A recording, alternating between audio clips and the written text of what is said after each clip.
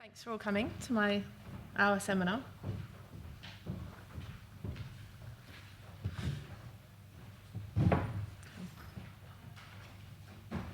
So we're here to talk about sustainable active towns and cities.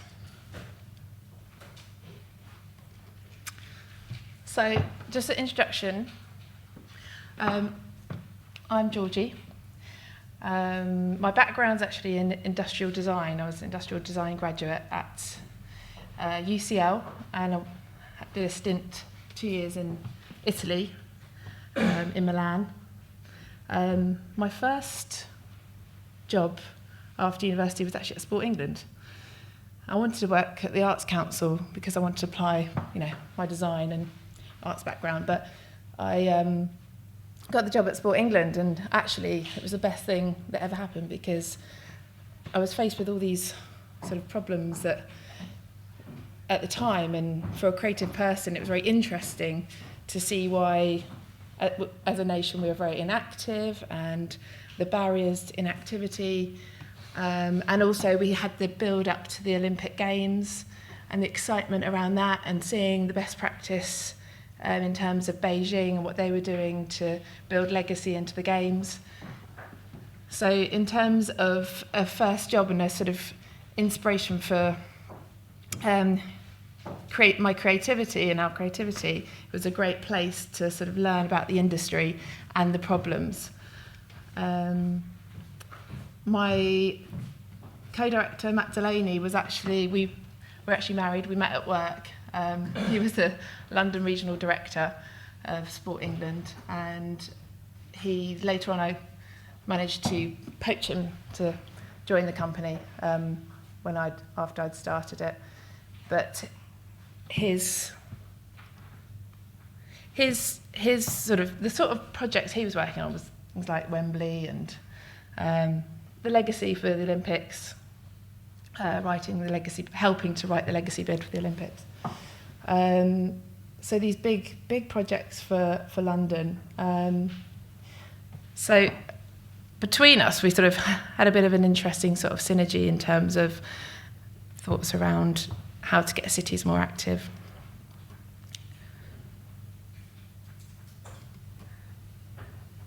So the Great Outdoor Gym Company, we started it 10 years ago.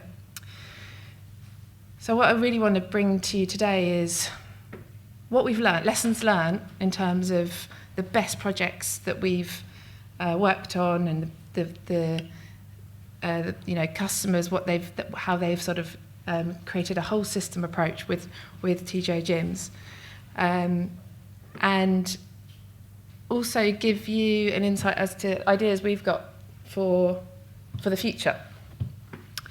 In the last 10 years, we've installed 800 gyms, and actually for SME, that's quite a lot of gyms. That shows how scalable this concept is. It's not like a leisure centre, which is 25 million to install. You're talking about between the region of 25,000 and 150,000 is the cost of a decent gym that you'd get in a local community. So it's extremely scalable. And the fact that we've done that in 10 years, sort of learning the ropes and being the pioneers in the UK, and having to sort of tackle many sort of issues of starting up a company, like what are the standards we need for this new concept that doesn't have, there wasn't an outdoor gym standard when we started, so we had to create one. We had to create one based on playgrounds, based on indoor gyms, and based on inclusive fitness as well. So all those sort of things, and in the sort of noise of starting up a business, we managed to do that many gyms, and the next 5 years should be a lot quicker. In the next 5 years, we should be installing around 1,000 gyms. So we really want to get the next 1,000 gyms right. So I really feel last year particularly has been a real year of inspiration to really sort of take on board what's worked, what do we need to do to make impact, particularly in driving up physical activity, but also in driving up well-being and sustainability.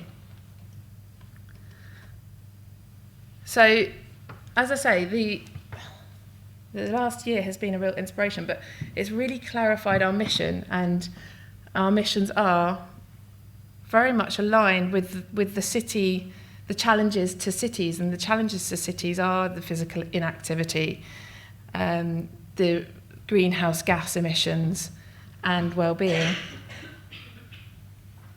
I mean, I don't need to wax lyrical about the stats on physical inactivity. You all know them really well, but we all know that inactivity is the driver behind 40% of diseases and illnesses, and the pressure that puts on the NHS and on services and on the economy generally is something that we have very much looked at in our plans for the future to take that pressure off.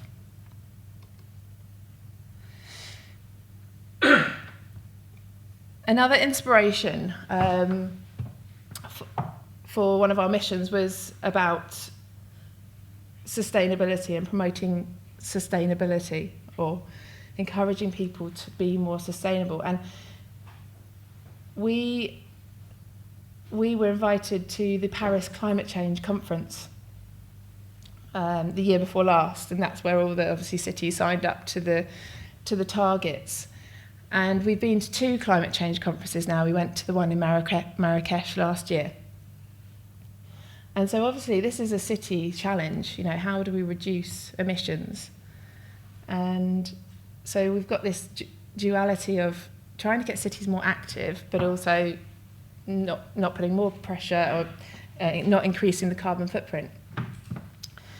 And we've been to these 2 conferences, and I've really sort of mulled over what our role is in terms of sustainability. And I'll tell you a little bit later about our innovative features, including the fact that we generate electricity with our gym equipment.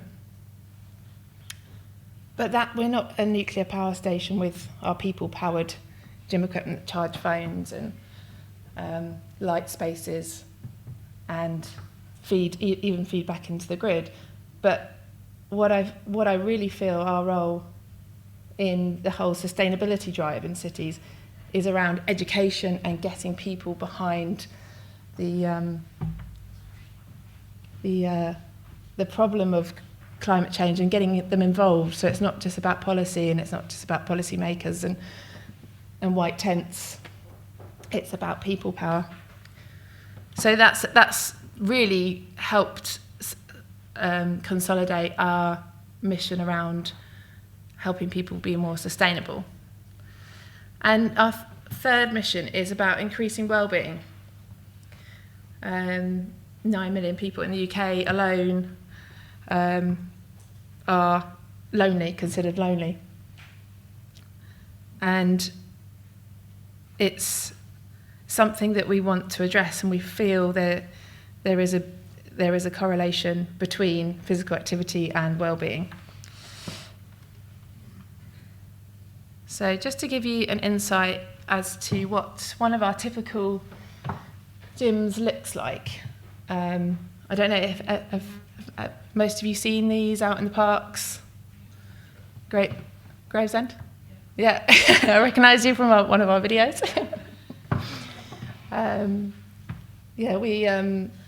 Those green, Larry sort of green gyms. We've also been known for the Adidas branded gyms, Adi Zones, which had the Olympic colours, the pinks, blues and yellows of the London 2012 branding. But generally speaking, the lime green and black gyms are our gyms.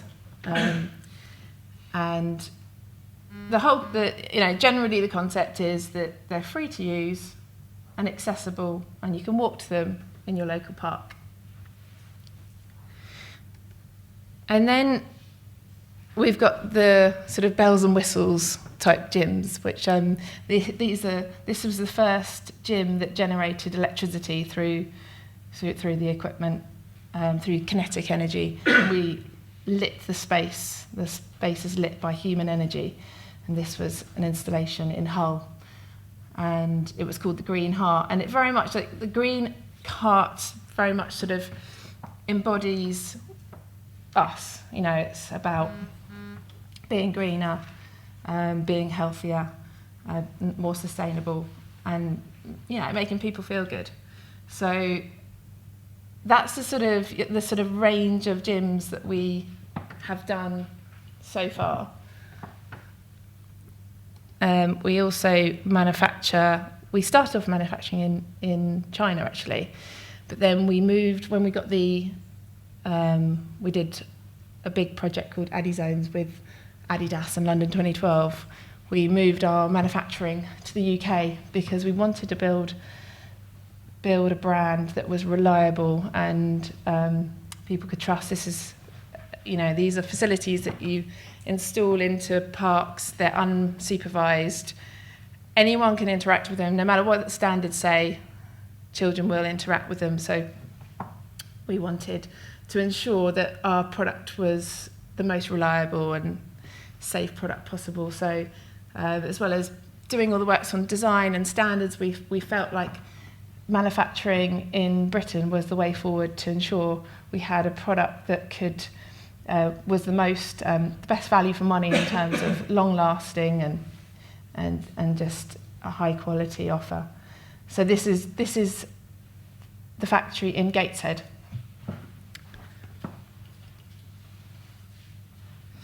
And we're a British success story because we actually export this British-made product all over the world, including as far afield as Bondi Beach. And I've just got back, lucky me, from Dubai, where there's a landscape summit there, and so people all over the world. This seems to be a global product. People do like it, they get it, and particularly interested in the energy. They do really like the energy. But we knew we had something really interesting with the energy, but it's only really the last year we've kind of realised what we need to do with that. So I'm going to talk a little bit about inspirational projects. It's great to see some of our customers here, Gravesend and Gravesham, and we installed. Are you aware of the AdiZone project that we did? The Adidas branded gyms.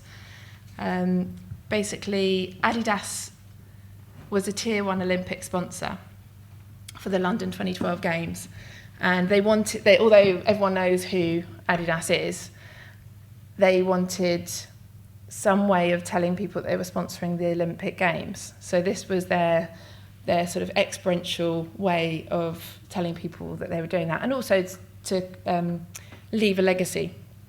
So we designed with them an outdoor gym and a multi-use games area and class space. Part of it was covered just by a sort of sail shade, and it was in the shape of the 2012 logo. And the idea, they particularly wanted to target young people, but actually Nielsen did the survey work on it, and it showed that it was used by a whole range of people at different times of the day. And that was one of the really good bit of survey work that we had, we've had over the years, just to show the scope of people that use it and the different times that they use the gym. And we installed 70 of them, and the community, people were so positive about this as a project. It went on to be funded partly by a fund called the Co-location Fund, which was actually from the Department of Education. And that, for me, was an inspirational part of this, because it was funded by the Co-location Fund, there was a big emphasis around co-locating services around this space, because it was very multifunctional. You had the class space, and you had the gym space, and you had the sports space. So because of this emphasis around co-location, we very much work with different charities and services through the council and generally through the customer to have different things offered on this space. So to have, Zumba or Keep Fit or youth services delivering activities on this space. So that was a real inspiration for us.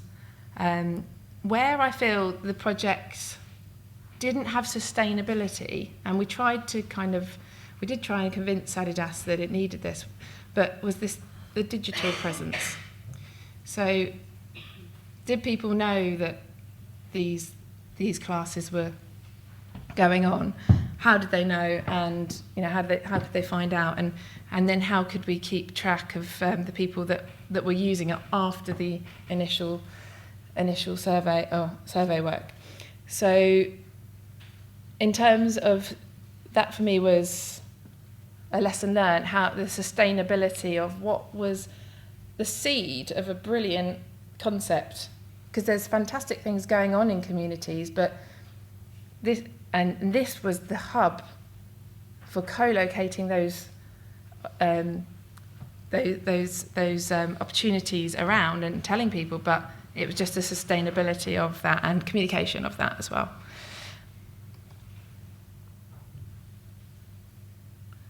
Hounslow is a fairly recent project. We installed 8 gyms with the London Borough of Hounslow last year, and it was another example of some very interesting ideas. It was delivered in partnership with Leisure Operator Fusion.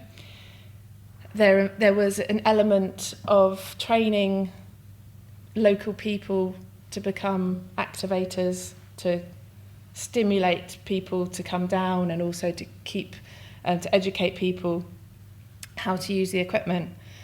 And also, for me, what was a good sort of move for us was we had started to develop our offer. So we had our standard gym range of equipment that's user-friendly and everyone can get on and you know what to do. But then we added things like this rig, which enabled trainers trainers love it because they love the functional training and they can do so much with it. But it does take someone who knows what to do with this to educate others.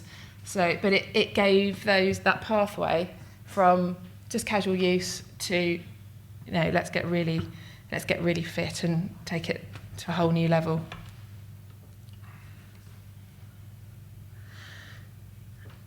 And another inspiring chapter was, as I say, we were commissioned by the UN to go to Marrakesh to the Global Climate Change Conference in November last year.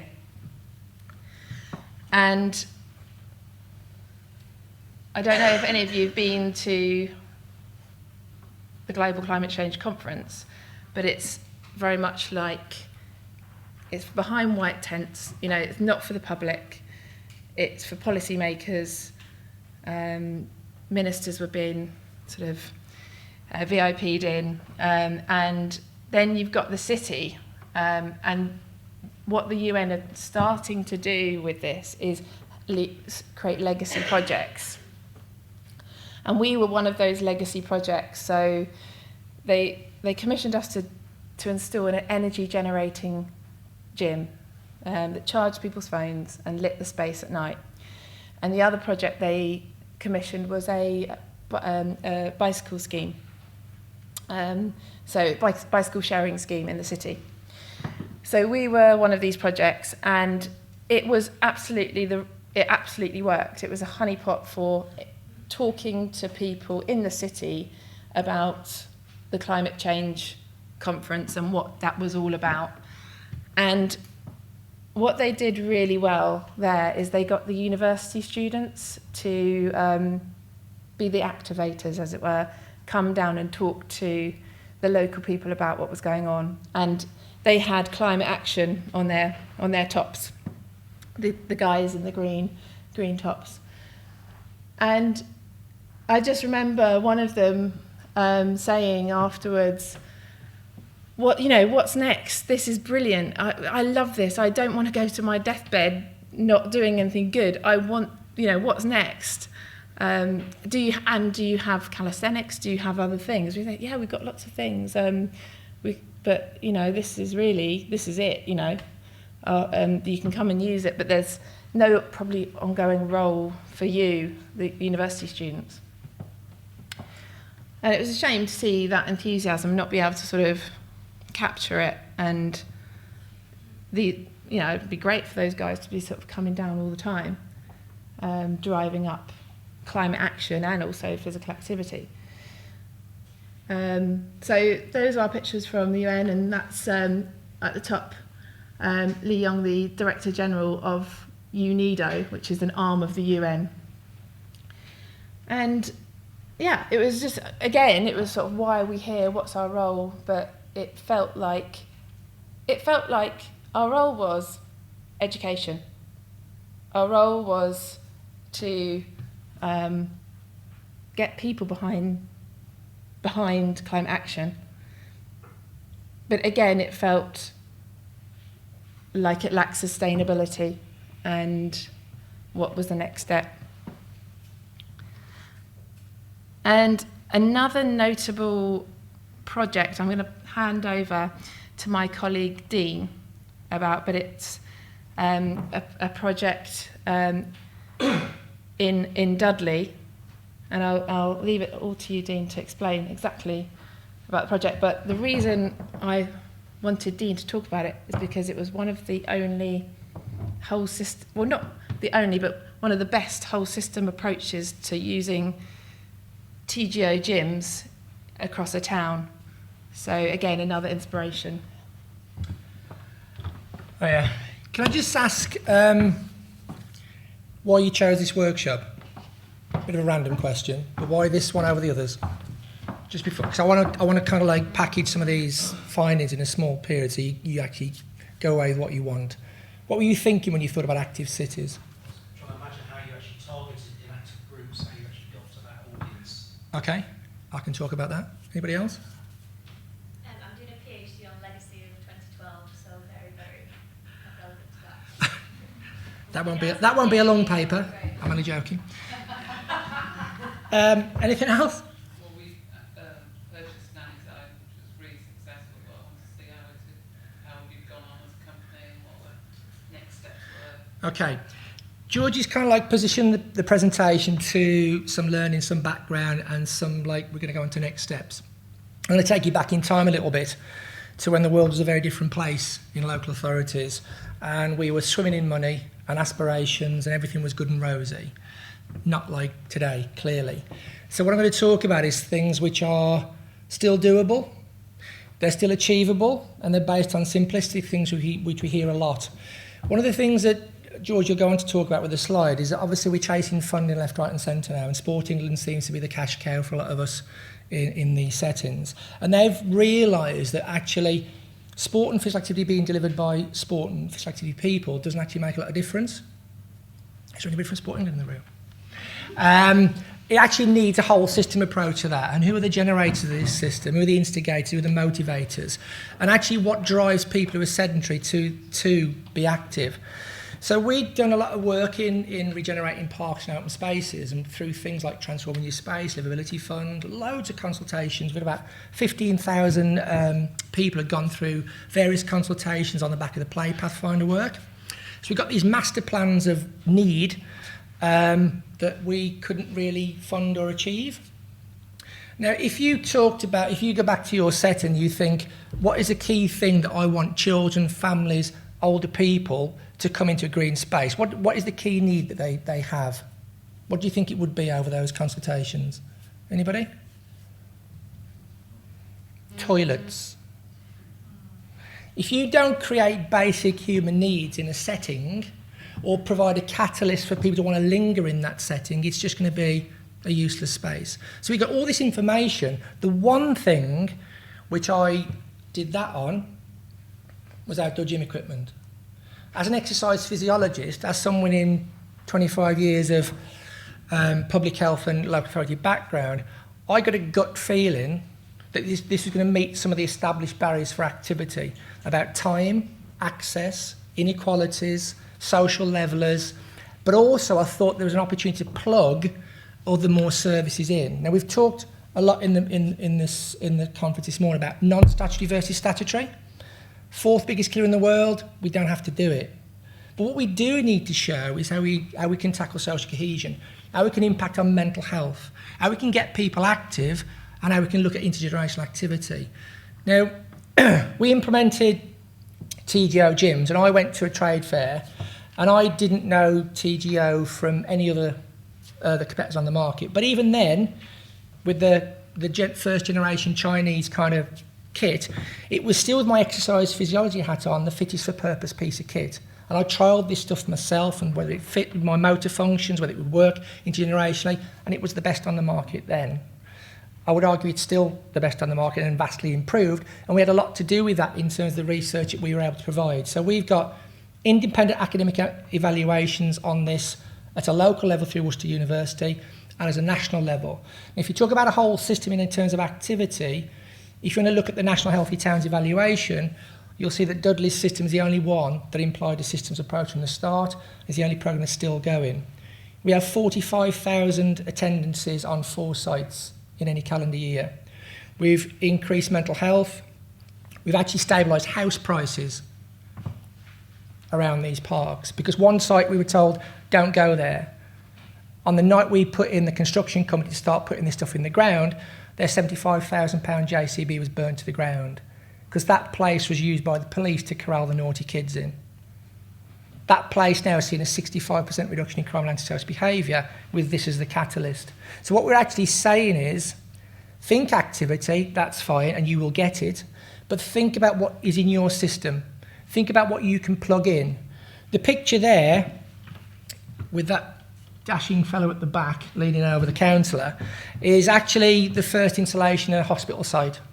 So what we were finding was, and it comes a little bit back to Steve Mann's point this morning about the drop-off with kids in summer holidays. The reason kids drop off in summer holidays is they're given a totally different intervention in school. Girls play hockey and rounders. Where do you see girls playing hockey and rounders in the summer holidays? There are no facilities to do that. What we need to do is align what kids and children families get with something intergenerational in that time. So what we find is in summer holidays, these things are rammed with children and families because we've built that system in. But don't think you can just put something into a park and everybody will come. It needs that co-joined approach. So how is your CCG linking in through referrals? How are your health and social care services looking at reduction of falls, for example? All the things that get people's attention for these things that can be plugged into this stuff. And you get the ripple out effect into that. But having said that, through doing this for about 8 or 9 years, there were still holes in the system as austerity kicked in that we need to rectify. And I had kind of like, well, an ongoing relationship with George. He talked about this from client to provider and thought, you know what, it actually might be best if I was on the provider side. So in February, I came out of local authority and I've joined TGO to help fill some of these gaps in the system. One thing is data.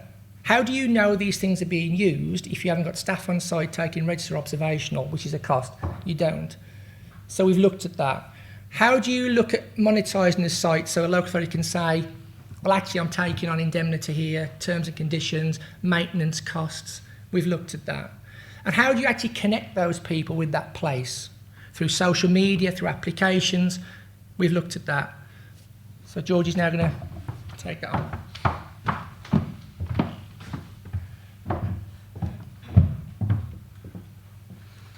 So it's just creating this whole system approach inspired by what we know works, what we've seen that's worked in the projects we've worked on the last 10 years, and on innovation as well.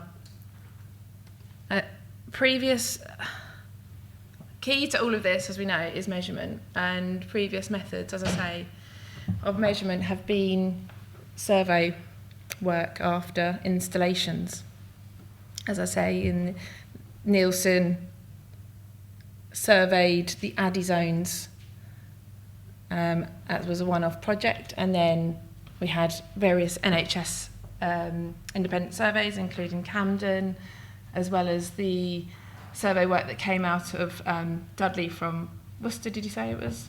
Worcester, you know. And of course we have active lives, active people survey, just to give us that general picture of how active each area is.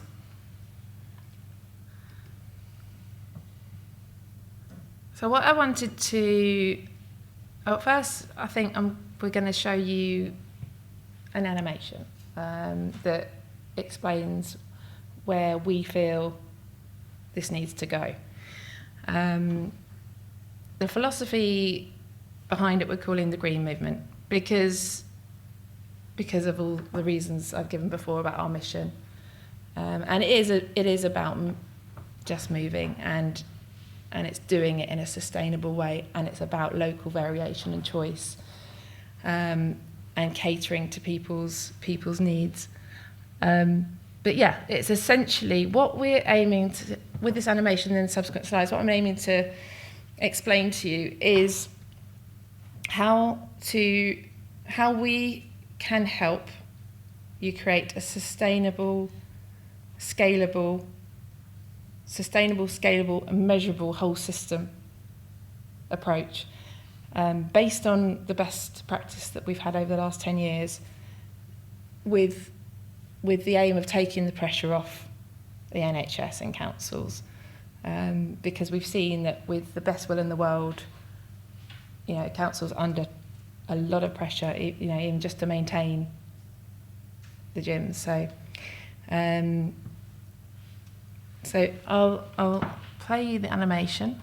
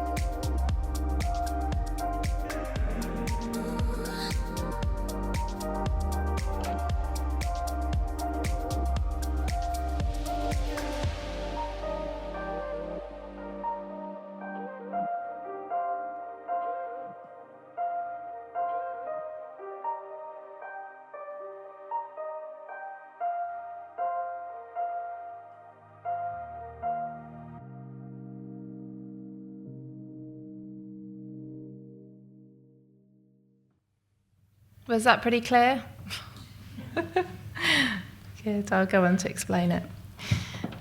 Okay, so I'm first going to talk about the measurement, and this comes back to the energy generating equipment that we've got and the raison d'etre for them, because one, obviously we do the phone charging, which we think motivates people to keep exercising, and anything that's going to get people more active or encourage them to get active is kind of where we feel the raison d'etre of the energy should be. So, but another aspect that we've now introduced is, I'm skipping ahead myself now,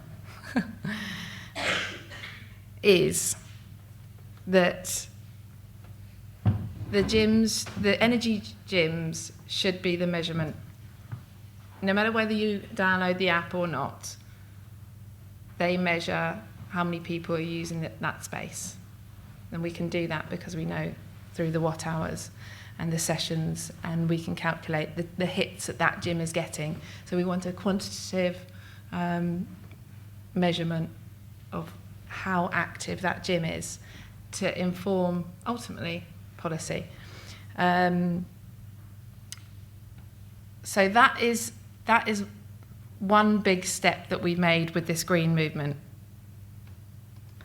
We've also got the user-friendly app. Now, what that will do, it will create the self-reporting, so the qualitative data. What people are doing across the gym, not just on the energy pieces, what their favourite pieces are, because they'll be able to, like in the same way you map your run, it's like map your gym, but not only map your gym, it's map beyond the gym, in the park, out of the park, into the leisure centre, across the city. So it will give us that picture of what they're doing in the park, but also the cross-selling.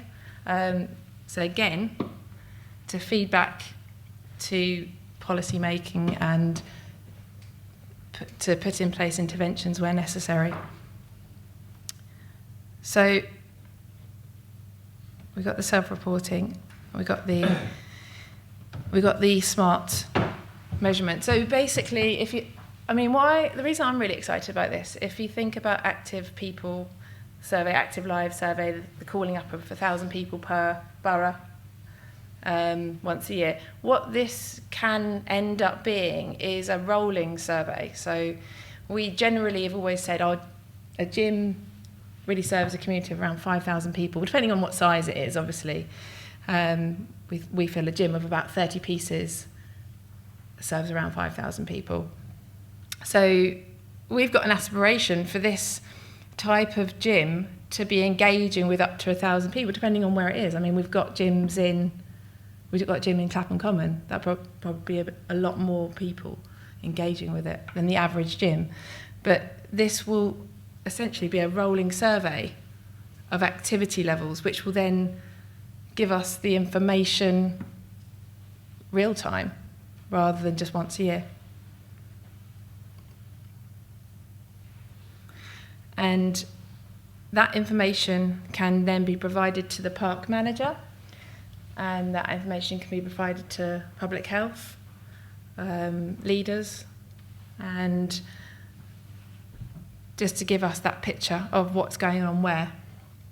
I think the other thing with that, which I think would be useful politically, locally as well, is that we know that the person's choice to be active is made on a lot of variables around that place. So when you saw the circles in the app, where one was less active, you could have a local discussion about what's going on there. Was there an ASB issue? Was there a demographic issue? Was there other service that wasn't actually plugged in that was showing those area-based differences? That's okay. And if anyone wants to chip in, got any questions whilst I'm talking, then please do, because I want you to get as much out of this as possible. So, so our aspiration is for 1,000 sites to be measured in this way over the next 5 years. So, in terms of helping us achieve our mission of promoting sustainability. Well, as I say, these sites they don't consume any energy. You know, there's no aircon and heating. They're low cost in the first place to install.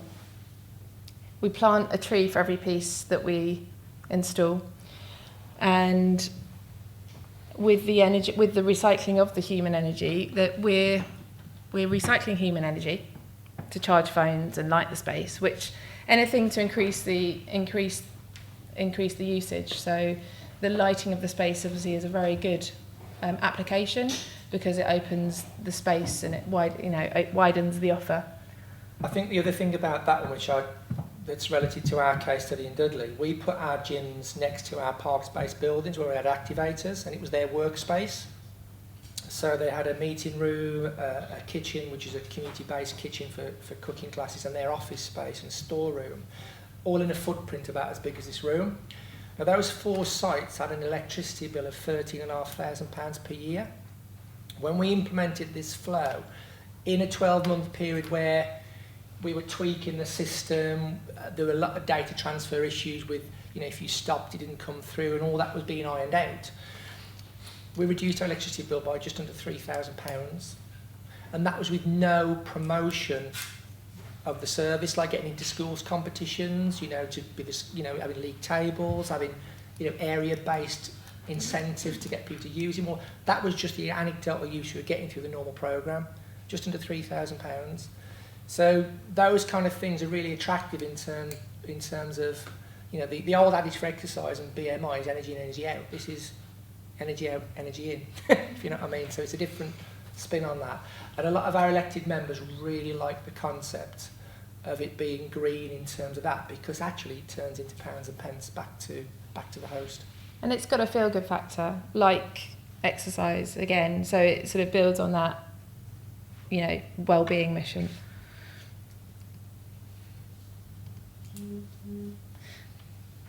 So, yes, for a relatively small amount of money, if you're, when you do compare an indoor leisure centre, which is very important, it's very important to have all those things in cities, and we very much want to work with leisure operators and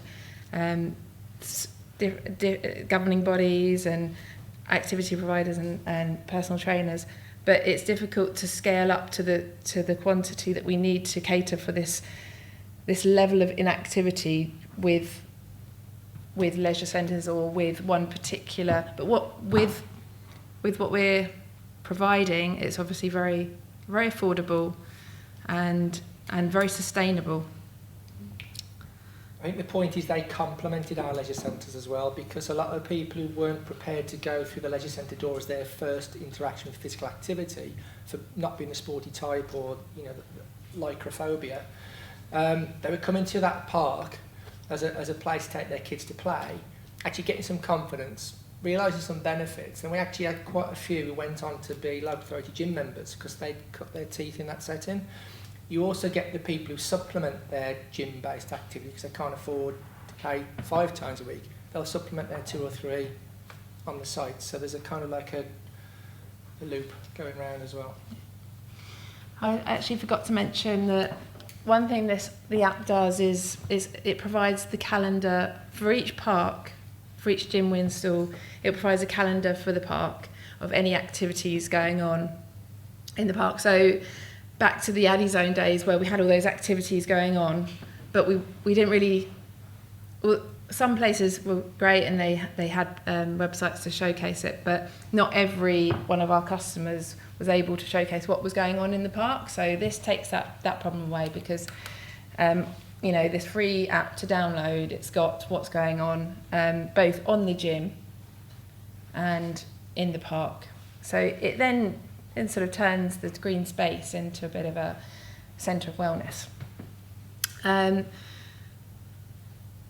The other thing that we felt that we needed to do with our gyms, although that we totally want to keep them free and accessible, the thing that we felt that we needed to do to drive up activity levels was we needed an economic incentive or an economic model underneath these gyms. So what the new app does is it enables trainers to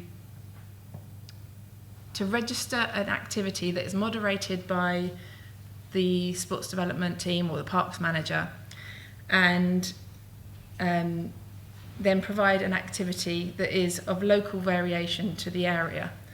So that is why we've now transitioned our designs to move towards looking at what are the trends. So we're not just doing the standard gym that I showed you at the beginning that is just for people to have a go and anyone can use it, but it's actually looking at what are the fitness trends, what do people like to do when they get active, and how can we create those spaces to support that and the local trainer or local trainers and the different. So this slide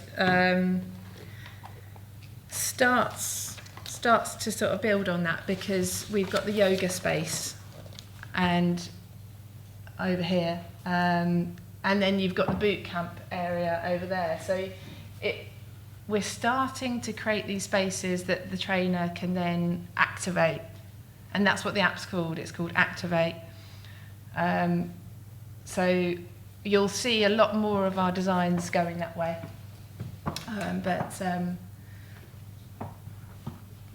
So the reason behind this monetization of the gym space is sustainability, economic sustainability, so that we have the capital. You've got the capital investment. Most of our gyms are either funded by grants like Sport England, or previously it wasn't so much, but Section 106 or SIL money is the main source of funding for our gym's developments. But then what happens next after 5 years, where you want to upgrade it, extend it? We've got a gym on Clapham Common. It's very well used, but it's getting a bit tired now. And actually, to the maintenance man's honesty, he said we haven't been able to sort of maintain everything. There's so much to do in the borough, and it's very difficult to get around, and because budgets are so tight. So we felt we needed to underpin an economic model to create that sustainability and take that pressure off, so that hard-earned initial capital and funding was the only thing that was needed to then take this to a point of sustainability. So here's an example. It's still in the demo format at the moment, but where activity, you can book a trainer. Sorry, it's in dollars, but it's big in America. Essentially, trainers can either do personal training via the app, or they can, all moderated by the local authority or the park manager or the sports development team, but enabling them to run training sessions, run activities, and also it could be something that's populated by leisure operators. You can block book classes, and so it can be used by a variety of different groups, and it can also be something that's used where it's not monetized and it is a free voluntary service, and that's the calendar should hopefully have a mix of those offers, because then we're going to get to the widest group possible whilst keeping the facility sustainable. It also adds to the local authority agenda of creating spaces and opportunities for education, employment and training and volunteering. So again, it meets those agendas at that level as well. Just to understand on the money side of it, if the local authority pay for it, how does the money come back for maintenance? Is it they take a percentage Yes. of the trainers or charge Yeah. the trainers for hire of the Yeah. space? There's a percentage that goes back to. There will be a percentage that goes back to the, and we're piloting in Lambeth, and we'll be looking at the level. But our aspiration would be that it accrues enough to upgrade the site after 5 years, The good thing about our gyms is that we have, as you know, the ground anchors. So we've designed it so you don't need to disturb the very expensive foundations of the project, you know, but then to upgrade the products and extend, then that's the aspiration that after 5 years there's a refresh. But that it also would pay for the maintenance as well. So, have we put them any outside leisure centres? Yes, yeah. The one in Hounslow was with in conjunction with Fusion, and yeah, that worked really well with the synergy with the personal trainers from Fusion. There's a conversation with a few authorities about that, as well as not quite a loss leader, but when they're facing political pressures around reduction in services and actually closing leisure centres because they can't get the funding for that, is mitigating the political offset around that. So we can't afford a brand new £25 million leisure centre. However, we're going to dot 3 or 4 of these things around the borough to give you that exercise opportunity. And some authorities might have asked the question about whether they actually could be an extension of their membership offer. So you can either go and have your Zumba in the leisure centre or a boot camp in the park, and they'll pay for it as an extension of that service, rather than go 25 million for a leisure centre, we'll invest something in this. But then you get the return on investment on the maintenance budget, which for our 4 sites was £29,000 a year. Hopefully you'll offset that and make that saving, as opposed to just how much cash you get in. So it's both ends of it. Anything around doctor surgeries? Like public health, a lot of doctor surgeries are thinking of gyms in the more traditional sense, but it's a big bet. Yeah, I've got there's a conversation going on with Leicester at the moment through the clinical GP champions about how we actually get what was alluded to this morning from the chief exec of the NHS about activity. Actually getting the NHS to put its money where its mouth is and practice what it's preaching and not say somebody else's responsibility. So we know that 57% of people will actually be more active if their GP tells them to, but they don't actually tell them to, or actually don't provide them with a service to go to when they've told them to be active. So we're going to try and do that as part of workplace development as well, so that GP practices and hospital sites are a key target. Definitely. And if anyone's got any way that you can help us build this concept or add value to this concept, then we're looking for partnerships. But certainly, one of the things we'd like to build on is how do we bottle this as a medicine and join up better with prescription via the app. So to piggyback on that, has anybody in the education sector approached you, for example, like you did primary sport premium or anything like that? Yeah. Sport trust to kind of do a reasonable amount around this. So I'm just interested to whether. I'm having a conversation with the chief executive of AFP. Okay, so is there tension already with organisations, or is? No, I think because I've spoken to Youth Sports Trust, I've spoken to AFP, and there is an across-the-board endorsement of the model. Because I used to be on an advisory group for Ofsted around how prime premium was spent. And, after the first 3 £9,000 payments, schools have still got £26,000 in the bank. They have not got a clue. And they're throwing it away on White Van Man, who was coming in with some bibs and brackets and balls, going away, and there was no legacy left behind. Now, we don't know, God forbid the government funding is consistent, and that you'll always get your £18,000 next year or the year after. So we're actually saying, why don't you cut to the chase, put a child-based specific setup in there that might complement the Daily Mile or Beat the Streets or all these kind of things, and actually work on the motor functions for primary school age kids. And then what that does, it supplements the drop-off in summer holidays, because you've got the same facilities in your parks and local authority. So the kid comes home buzzing, Mum, we've got this great bit of kit. School holiday, can we go to the park and do the same thing? And actually, by the way, you can do it as well, Mum.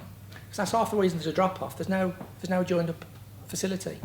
So we've conversation with AFP, we've become a business associate, we're going to write a paper for that that's going to go to all the schools to position this proposal for A, September, and B, the 415 million capital that's coming in 2018.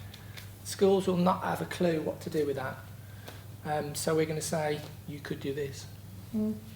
Definitely, and just taking that out of the school as well, very much where we're going with the designs is to have these multi-generational spaces and integrate, you know, adhering to standards, of course, but integrate play equipment, and as particularly where the parents feel safe, that they can, well, they feel their children are safe in front of them and can exercise as well. So it's definitely the direction we're moving on, is to this multi-generational, but I think schools will play a very interesting sort of educational role to create the little champions and little activators within families, and hopefully maybe become trainers as part-time jobs on our gyms, and perhaps working with industry specialists to build up the skills to get behind this problem, because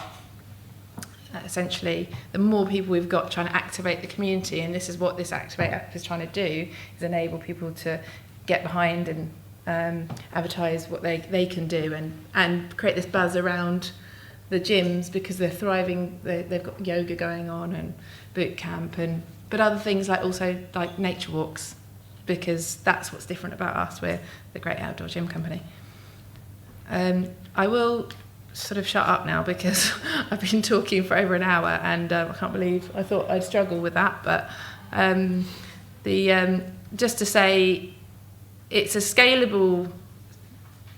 very scalable. You can do 1 or you can do 100. It's very affordable. We've got formulas as to how many pieces per, if you're trying to target, say, 5,000 people, we have formulas for how many pieces you should have, but also the sort of spaces you should have around the given offer and standard offer, and then to complement what we're trying to do. This is actually, this design is a similar sort of design that we're putting into the University of Warwick soon, which has got they wanted a well-being element to it, and they had the gym. It's actually not for the children; it's for the grown-ups. They want a swing, but it kind of shows you the direction we're going to enable these classes, as well as the casual use, and also the pathways to calisthenics and functional training type thing. I think the other thing that's very exciting for universities, and we've got a proposal in again with Worcester, is if you look at the people who are the next generation of people in the sport industry, even though we're not number 16 according to ICON, if you leave your university with your 2-1 in sports science, that's what you leave with, you're in the field with everybody else. If you have one of these things on site and you do it as part of your course to run a social enterprise within the university, you leave the university with your 2-1 and 3 years experience of actually being in the industry, which makes you a very attractive candidate when you're applying for jobs at the other end. And also, we're linking them to halls of residence, so that the less active students can actually get a rebate on their halls of residence price for generating the power and saving the electricity bills. Yeah, well, I've been prompted to sort of finish up now. So we've got a little stand in the sort of main area out there. So we'll be over there if you want to come and chat to any of us. There's quite a few of us. There's Wendy over there, and where's Abby? Abby's there, and Charlotte at the top, heavily pregnant, but getting everything organised in the background. Yeah, so come and speak to us. I've got business cards, and basically we're up for partnerships and collaboration. Importantly, we have a piece of equipment at the stand as well, so you can actually touch it and feel it, and it's an energy piece. You can challenge yourself to see how much energy you can create. Yeah. Thank you very much.